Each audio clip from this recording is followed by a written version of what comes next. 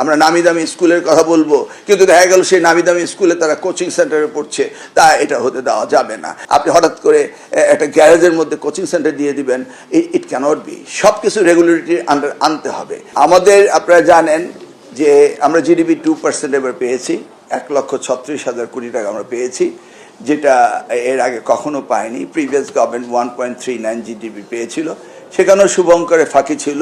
ICT ministry এবং রূপপুর তাপবিদ্যুৎ কেন্দ্র, সেখানে টাকা দেওয়া হয়েছিল, সেটা শিক্ষা খাতে ধরা হয়েছিল। এবার আমরা হিউজ বাজেট পেয়েছি। এই বাজেটের মধ্যে আমরা মনে করি শিক্ষক ট্রেনিংটাকে আমাদের সবচেয়ে বেশি গুরুত্ব দিতে হবে। কোচিং সেন্টারের কথা বলছেন, কোচিং সেন্টার কখন হয়? যখন আমাদের প্রতিষ্ঠানগুলো সঠিকভাবে লেখাপড়া করাতে পারে না, তখন হয়। কোচিং সেন্টার কখন হয়? যখন স্টুডেন্টরা রেজাল্ট আউট হওয়ার পরেও ভর্তির জন্য ঘুরে বেড়ায়, কাজ করছে না, এবং ওই সময়টাতে কাজে লাগানোর জন্য অভিভাবকরা কোচিং সেন্টারে পাঠায়। অর্থাৎ যেই সময়টি তাদের কোনো প্রাতিষ্ঠানিকভাবে যাওয়ার সুযোগ থাকে না, তখনই তারা কোচিং সেন্টারে যায়। সেই জন্য আমরা এগুলিকে আমরা সিনক্রোনাইজ করছি যে রেজাল্ট আউট হওয়ার পরপরই যেন ভর্তি হতে পারে এবং তাদের কার্যক্রম অর্থাৎ শিক্ষা কার্যক্রম শুরু হয়ে যায়। টিচারদের ট্রেনিং করার ব্যবস্থাটি রয়েছে। আর আমরা শিক্ষকদের ওইভাবে প্রস্তুতি নেব ইন হাউস কোচিং। তারা তাদের শিক্ষার্থীদের তাদের ইনস্টিটিউশনেই তারা এডিশনাল অনারিয়াম নেওয়া হোক, যেভাবে হোক তারা ইনহাউস কোচিং করাতে হবে।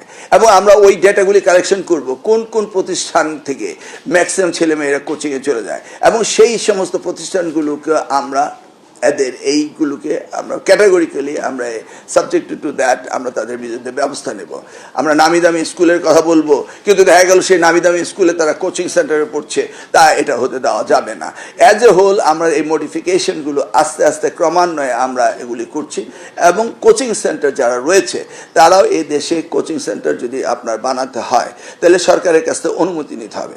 কারণ আমাদের বাচ্চারা একটি কোচিং সেন্টারে যাবে, সেখানে ফায়ার এক্সিট রয়েছে কিনা, এটা হাইজেনিক কিনা, বাচ্চাদের ঠিকমতো ট্রিটমেন্ট দিচ্ছে কিনা, এগুলি রাষ্ট্রের দায়িত্ব রয়েছে দেখা।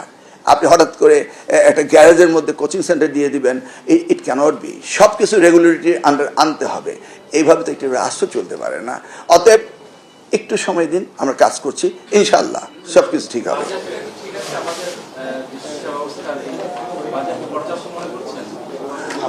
ওয়েল, আপাতত এর চেয়ে বেশি বাজেট যদি আমরা চাই, তাহলে আমরা ব্যবহারও করতে পারবো না, এটা মনে রাখতে হবে। আমরা ক্রমান্বয়ে মাননীয় প্রধানমন্ত্রী তিনি বলেছেন তিনি 5% পর্যন্ত দিতে রাজি হয়েছেন। আমরা কি এই বছর 5% নিতে পারতাম? আমি যদি আমার নিজেকে জিজ্ঞেস করি, না। অতএব আমরা এই যে মাননীয় প্রধানমন্ত্রী দিচ্ছেন, এটা আমরা ক্রমান্বয়ে বাড়াবো। এবার আমরা 2%-এ গিয়েছি।